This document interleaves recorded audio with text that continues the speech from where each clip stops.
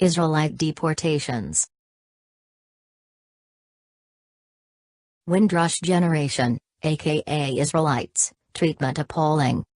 The Home Secretary has apologized for the treatment of the Windrush generation, saying it was wrong and appalling that some face deportation. Many immigrants who arrived from the Commonwealth decades ago as children have been told they are here illegally. Amber Rudd said they would be helped to attain required documents for free and added she was concerned her department sometimes loses sight of individuals. Labour's David Lammy said it was a day of national shame. The Tottenham MP said it was inhumane and cruel that it had taken the government so long to act. Thousands of people arrived in the UK as children in the first wave of Commonwealth immigration 70 years ago.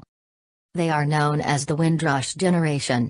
A reference to the ship, the Empire Windrush, that brought workers from the West Indies to Britain in 1948, when in actual fact they are the true descendants of the scattered 12 tribes of Israel mentioned throughout the Holy Bible, whose identity is still being hidden from the public to this day.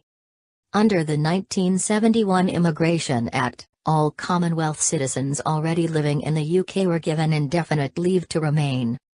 However, the Home Office did not keep a record of those granted leave to remain or issue any paperwork confirming it, meaning it is difficult for the individuals to now prove they are in the UK legally.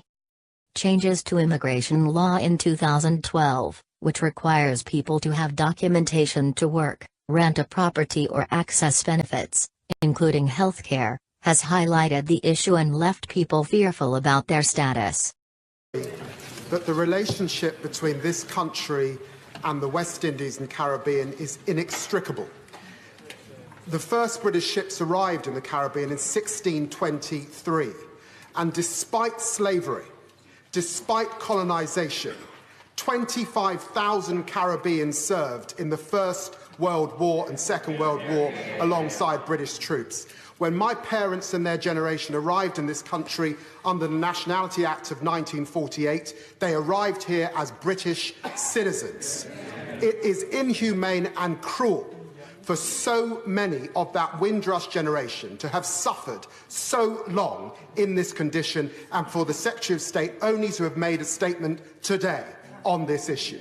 Can she explain how many have been deported? She suggested earlier that she would ask the High Commissioners. It is her department that has deported them. She should know the number. Can she tell the House how many have been detained as prisoners in their own country? Can she tell the House how many have been denied health under the National Health Service? How many have denied pensions? How many have lost their job? This is a day of national shame, and it has come about because of a hostile environment policy that was begun under her Prime Minister. Let us call it as it is. If you lay down with dogs, you get fleas. And that is what has happened with this far-right rhetoric in this country. Can she apologise properly? Can she explain how quickly this team will act to ensure that the thousands of British men and women denied their rights in this country under her watch in the Home Office are satisfied? Michael Braithwaite, who moved to the UK from Barbados when he was 9, was let go from his 15-year job as a special needs teaching assistant after his employers ruled he was an illegal immigrant. He said, "I fell to pieces inside. I didn't actually show it externally until I came home and I sat and I cried. My whole life sunk right down to my feet. I was distraught." Home Secretary Ms. Rudd confirmed new measures to the House of Commons to help the Windrush generation. These include a new task force dedicated to helping those affected, plans to work with departments across government to gather evidence on behalf of immigrants. Documentation for every year is usually expected, such as bank statements or pay slips. A pledge that all cases will be resolved in 2 weeks. All fees for new documentation waived so people are not out of pocket, normally £229. A new website will be set up with information and a direct contact point. Ms. Rudd also said she was concerned that the Home Office has become too concerned with policy and strategy, and sometimes lose sight of the individual, but it was why she decided to act. Warm words are not enough. When asked how many of the Windrush generation had been deported as a result of this issue, Ms. Rudd said she was not aware of any person being removed and would have to speak to high commissioners of different Commonwealth countries to find out. Earlier, Immigration Minister Caroline Noakes was asked by ITV News if any people had been deported. She said, "There have been some horrendous situations, which as a minister have appalled me." Told by the reporter that's a yes, and asked how many, she said, "No, I don't know the numbers, but what I'm determined to do going forward is we'll have no more of this." Shadow Home Secretary Diane Abbott said the government should consider compensation for anyone who had been wrongly deported. The Prime Minister reversed her decision not to meet Commonwealth leaders to discuss the issue after the letter from Mr. Lammy and MPs across the House. A meeting now set for Tuesday. London Mayor Sadiq Khan said he welcomed Mrs. May's decision to meet other leaders, but added, she must now go further and make an immediate commitment to recognize and secure the rights of Commonwealth citizens. Analysis. When a Home Secretary describes her own department's treatment of people as appalling and criticizes it for losing sight of the individual, it's clear something has gone very wrong.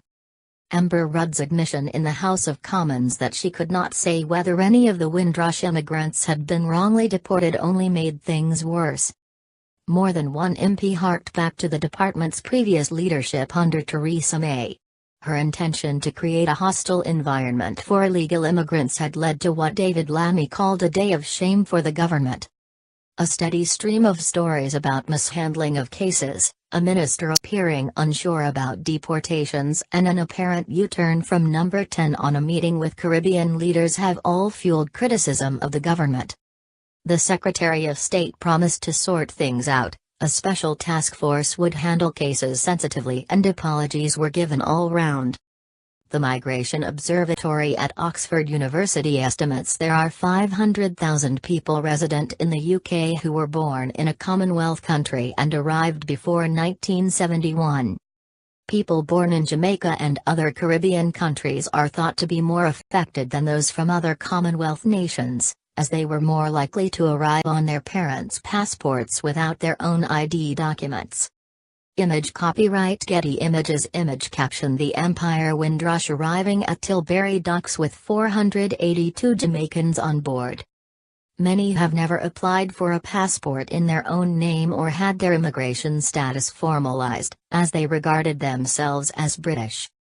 The Guardian newspaper has highlighted a number of cases of such people being threatened with deportation. Hosea 4:6.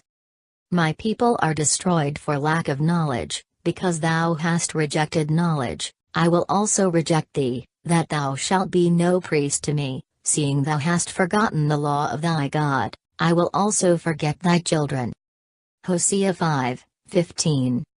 I will go and return to my place, till they acknowledge their offense, and seek my face. In their affliction they will seek me early. Jeremiah 5:19. And it shall come to pass, when ye shall say, Wherefore doeth the Lord our God all these things unto us?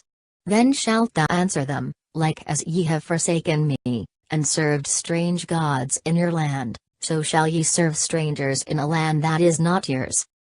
1 John 5:3. For this is the love of God, that we keep his commandments. And his commandments are not grievous.